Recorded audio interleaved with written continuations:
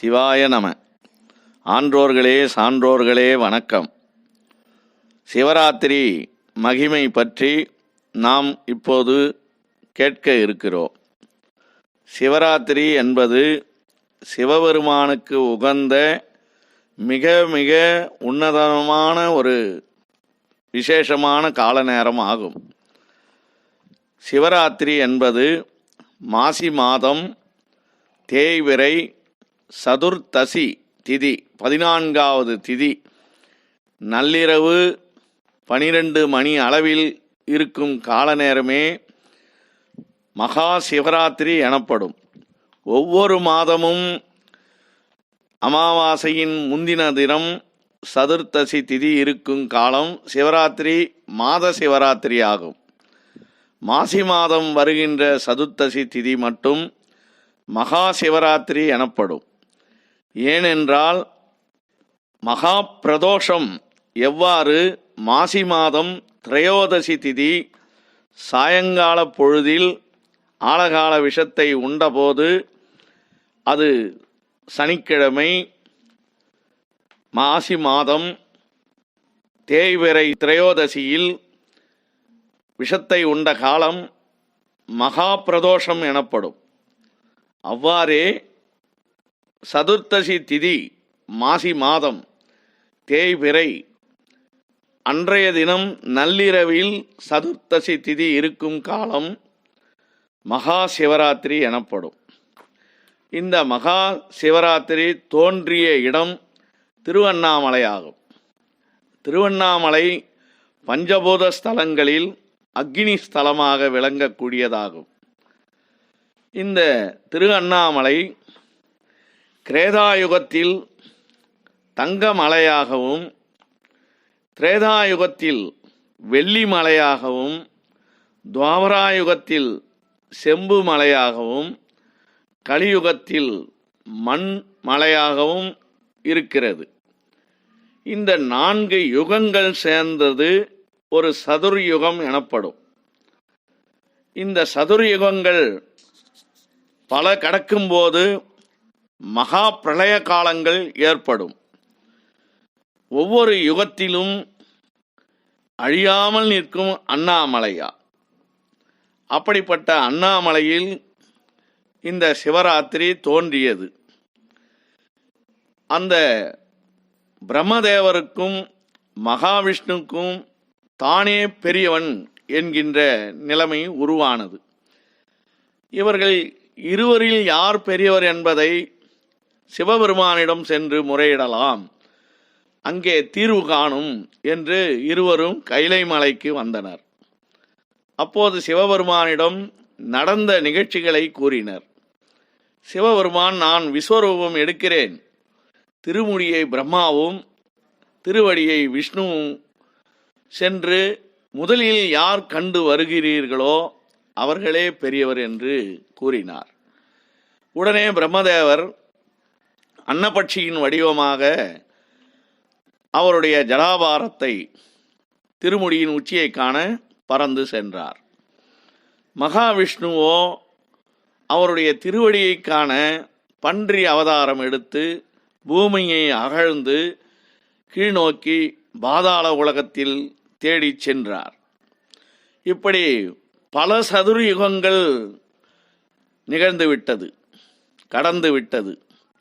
பிரம்மதேவர் அயர்ந்து போனார். அப்போது ஒரு தாழம்பூ அவருக்கு அருகில் வந்தது. அந்த தாழம்பூவை தடுத்து நிறுத்தி, நீ எங்கிருந்து வருகிறாய் என்று கேட்டார். தாழம்பூவோ, நான் எம்பெருமானுடைய திருமுடியின் உச்சியில் இருந்து விழுந்தேன், நான் பூமியை நோக்கி சென்று கொண்டிருக்கிறேன் என்று கூறியது. அப்போது பிரம்மதேவர், ஆஹா, நமக்கு ஒரு உபாயம் கிடைத்துவிட்டது என்று எண்ணி, தாழம்பூவே, நீ சிவபெருமானிடம் எனக்காக ஒரு பொய்யை கூற வேண்டும். நான் அவரது திருமுடியின் உச்சியை கண்டதாகவும் உன்னை அங்கிருந்துதான் எடுத்து வருவதாகவும் நான் கூறுவேன், நீயும் அதற்கு உடன்பட்டு கூற வேண்டும் என்று கேட்டுக்கொண்டார். தாழம்பூவும் சரிதான் என்றது. இப்படி வந்து கொண்டு இருக்கும்போது, கீழ்நோக்கி வந்து கொண்டு இருக்கும்போது, கீழ்நோக்கி சென்ற மகாவிஷ்ணுவும் மேல் நோக்கி வந்து சிவபெருமானிடம் தங்களது திருவடியை காண முடியவில்லை என்று கூறிவிட்டார். பிரம்மதேவரோ, நான் கண்டுவிட்டேன், இதோ அதுக்கு ஆதாரம் என்று தாழம்பூவை காட்டினார். தாழம்பூவும், ஆமாம், இவர் என்னை தங்களது திருமுடியின் உச்சியில் இருந்துதான் எடுத்து வருகிறார் என்று கூறியது. அனைத்தும் உணர்ந்த எம்பெருமான் பிரம்மதேவரிடம், நீ பொய் கூறிவிட்டாய், ஆகவே இந்த பூ உலகத்தில் உனக்கு தனி கோயில் கொள்ளக்கூடிய இடம் இருக்காது என்று கூறிவிட்டார், சபித்து விட்டார். தாழம்பூவை பார்த்து, இனி என்னுடைய பூஜையில் உனக்கு இடமில்லை என்று அதையும் சபித்து விட்டார். ஆகவே சிவபெருமானுக்கு தாழம்பூ அணிவிப்பது என்பது கிடையாது. பிரம்மதேவருக்கு கோவில், தனி கோவில் கிடையாது. இது நடந்த இடம் திரு அண்ணாமலையில் மாசி மாதம் தேய்பிறை சதுர்த்தசி திதி நள்ளிரவில் இருக்கும் காலமே அந்த விஸ்வரூப தரிசனத்தை அவர்களுக்கு கொடுத்தார். அதுவே லிங்கோத்பவ காலம் எனப்படும். அதாவது நீண்டு உயர்ந்து சென்று கொண்டிருக்கும் அந்த வடிவமே லிங்கம் உற்பத்தியான காலம் லிங்கோத்பவ காலம் எனப்படும். சிவராத்திரி அன்று கண் விழித்து 6 கால பூஜையும் கண்டு தரிசனம் செய்வதென்பது மிக மிக உயர்ந்த புண்ணியத்தை தரக்கூடியது. முடியாதவர்கள் அந்த நள்ளிரவு லிங்கோத்பவ காலம் வரை தரிசனம் செய்தால் அந்த முழு பலனையும் பெற்றதற்கு சமமாகும். இங்கே லிங்கோத்பவ பூஜை திரு அண்ணாமலையில் மூலவருக்கு பின்புறம் அந்த நள்ளிரவில் லிங்கோத்பவர் திருவுருவ சிலைக்கு இன்றும் அபிஷேகமாகும். நள்ளிரவில் பூஜை நடைபெறும். அந்த சமயம் கண்கொள்ளா காட்சியாக ஆயிரக்கணக்கான பக்தர்கள் அந்த மூல கருவறையின் பின்புறம் இருந்து தரிசனம் செய்வதை இன்றும் நாம் கண்கூடாக காணலாம்.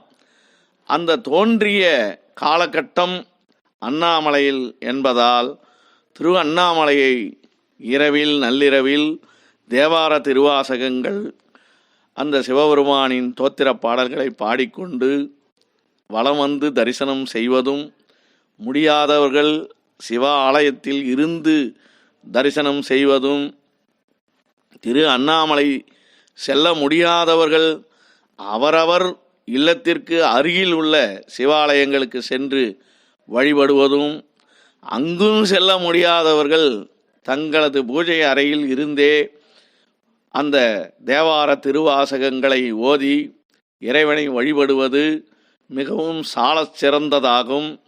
நம்முடைய வினைப்பயன் கழிந்து நல்வினை பயன்கள் பெற்று இல்லங்களில் எல்லா செல்வ செழிப்புகளும் பெற்று இறையருள் பெற்று வாழ்வதற்குரிய சிவராத்திரி பூஜையாகும்.